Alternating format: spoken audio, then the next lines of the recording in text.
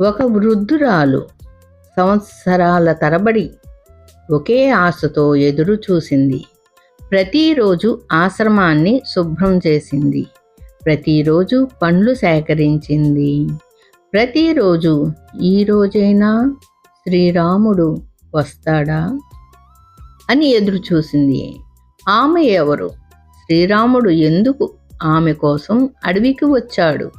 తెలుసుకుందాం శబరి భక్తి గాథను. శబరి ఒక గిరిజన యువతి.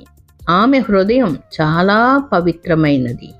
ఒకరోజు తన వివాహం కోసం అనేక జంతువులను బలి ఇవ్వబోతున్నారని తెలుసుకుంది.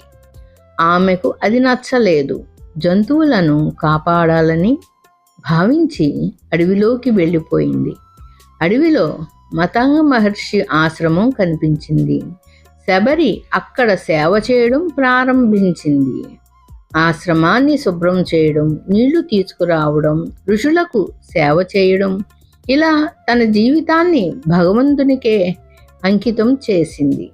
మాతంగ మహర్షి చివరి సమయంలో శబరిని పిలిచాడు.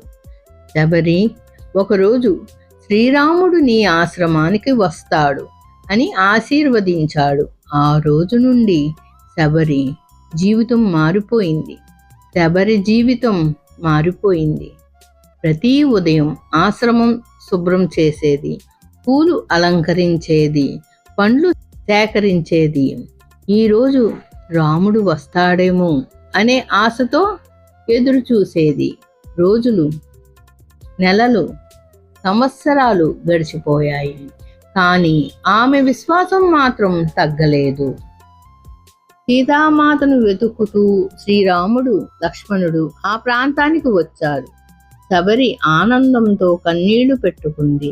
తన గురువు మాట నిజమైందని గ్రహించింది.